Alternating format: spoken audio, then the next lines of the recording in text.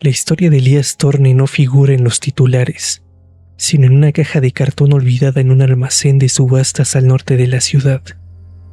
Elías era un hombre metódico, un restaurador de antigüedades que se especializaba en juguetes mecánicos del siglo XIX, un artesano que encontraba belleza en la precisión de los engranajes y la fragilidad del metal antiguo.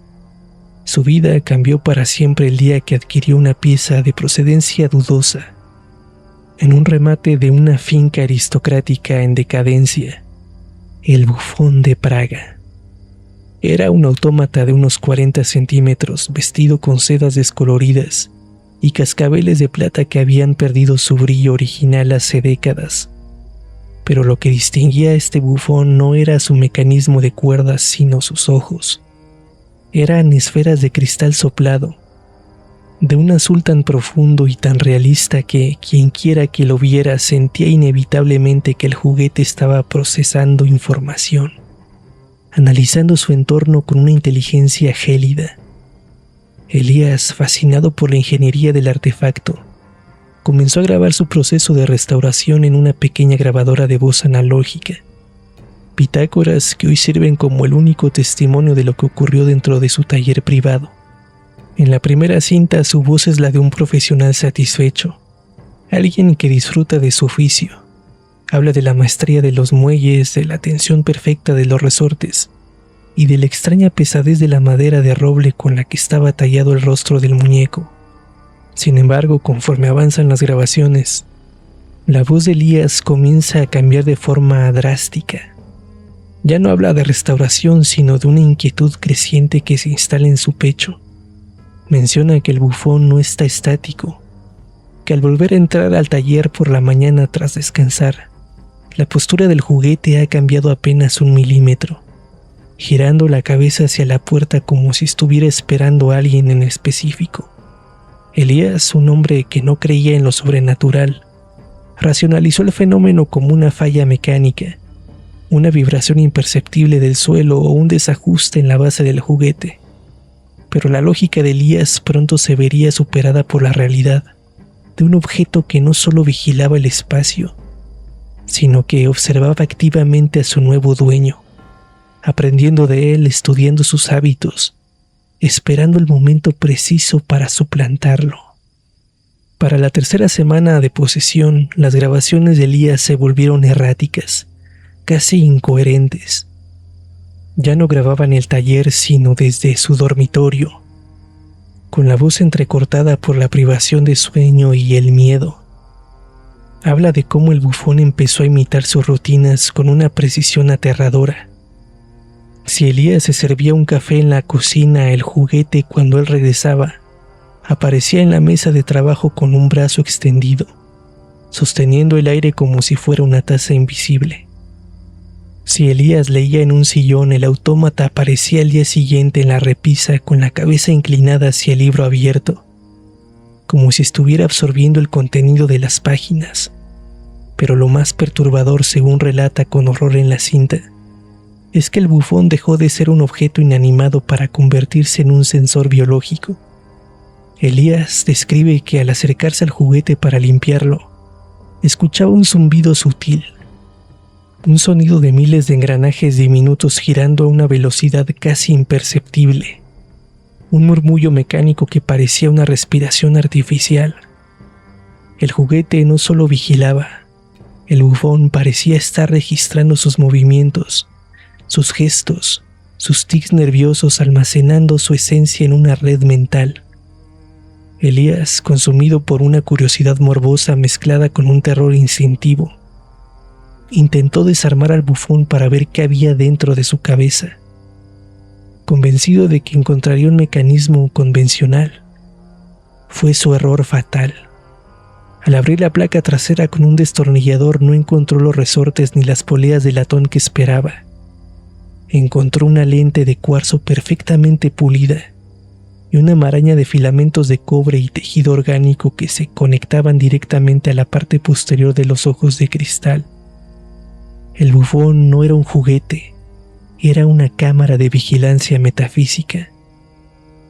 Elías se convirtió en una jaula de la que no podía escapar, Dejó de salir, dejó de comer. Solo se sentaba frente al bufón, esperando ver qué hacía a continuación, hipnotizado por esos ojos azules. La casa se llenó de un silencio sepulcral, un vacío absoluto roto solo por el tic-tac constante de los relojes de pared, que por alguna razón extraña y antinatural se sincronizaron con el ritmo de los engranajes del bufón. El observador se había convertido en el observado, y el juguete con sus ojos gélidos nunca, absolutamente nunca, se detenía en su tarea de vigilancia silenciosa. La última cinta es una cacofonía de gritos, ruidos metálicos y el sonido de madera astillándose. Elías había perdido la razón por completo. En la grabación se le escucha sollozando pidiendo perdón al bufón, suplicándole que lo dejara en paz, que le devolviera su vida. «Ya lo sé», grita Elías. «Ya sé que no eres un juguete, sé que eres una ventana», según se escucha en el audio. El bufón se había activado solo, sin necesidad de cuerda, con una energía que desafiaba las leyes de la termodinámica. El sonido de los cascabeles de plata resonaba por toda la casa.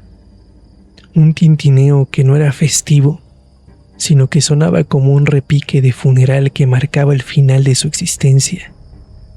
Elías narra cómo el autómata se levantó de la repisa y comenzó a caminar, sus articulaciones de madera crujiendo con una violencia espantosa mientras sus piernas se doblaban de formas imposibles.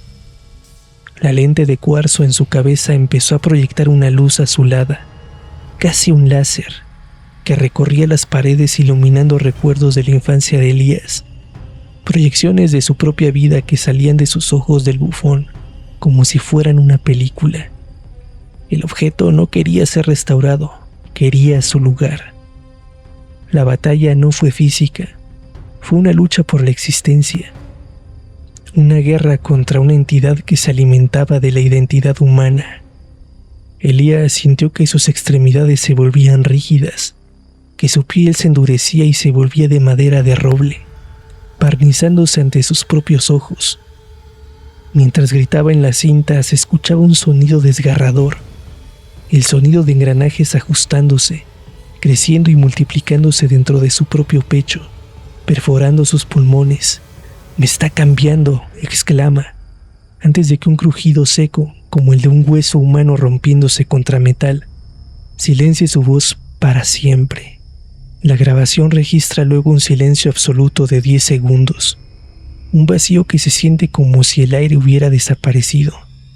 Entonces, una voz, no la de Elías, sino una voz sintética, metálica, desprovista de cualquier rastro de humanidad o empatía, dice en un idioma que suena a latín distorsionado: «El anfitrión ha sido reemplazado. Registro completado. El sujeto es estable». El sonido final en la cinta es el de una pequeña llave de cuerda girando 1, 2, 3 veces, antes de que el micrófono se apague abruptamente.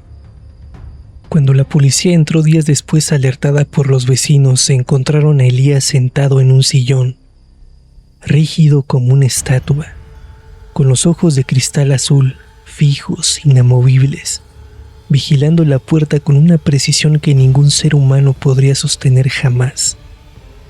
El coleccionista que compró el lote de Elías no sabía lo que tenía en sus manos hasta que escuchó esa última cinta.